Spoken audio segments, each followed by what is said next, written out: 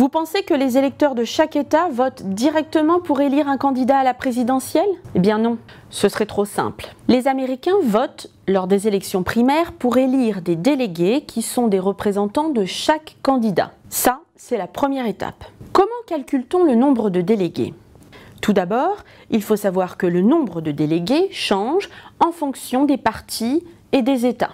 Dans certains États, on aura un vote proportionnel. Par exemple, dans l'Iowa, 73% des votes aux primaires pour le candidat X donneront 73% de délégués pro-X. Mais dans d'autres États, on aura un système où le gagnant prend tout.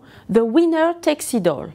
Donc dans ce cas, si le candidat X remporte 62% des voix aux primaires, alors il aura 100% des délégués. Concernant le mode de scrutin, comment ça se passe? Dans la majorité des cas, les partis organisent une primaire à bulletin secret. Cette primaire peut être fermée. Dans ce cas, seuls les électeurs déclarés membres du parti qui organise la primaire peuvent y participer. Mais elle peut être semi-ouverte. Dans ce cas, les électeurs indépendants peuvent voter dans la primaire du parti de leur choix.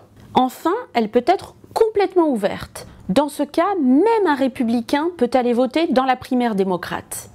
Mais attention, dans certains États, ce n'est pas une primaire qui est organisée, mais un caucus. Ce mot serait d'origine amérindienne et aurait désigné au XVIIIe siècle les réunions de chefs indiens.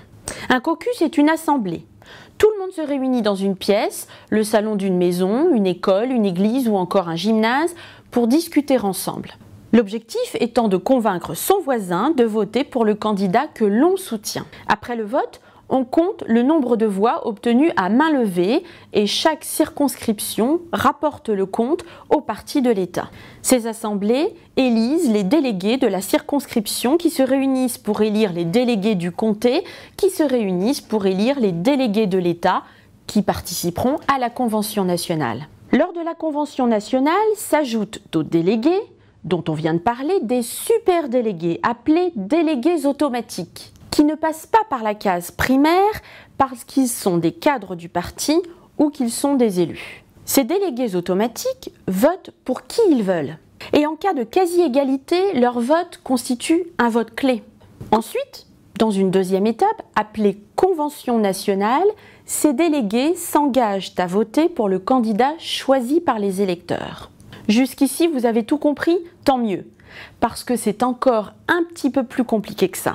Vous l'avez compris, l'élection présidentielle américaine est un processus de longue haleine, un véritable marathon. Les premiers États où se déroulent les primaires et caucus sont particulièrement observés car ils peuvent donner une première tendance générale. On estime que c'est le jour des primaires le plus important parce que c'est le jour où le plus grand nombre d'États votent.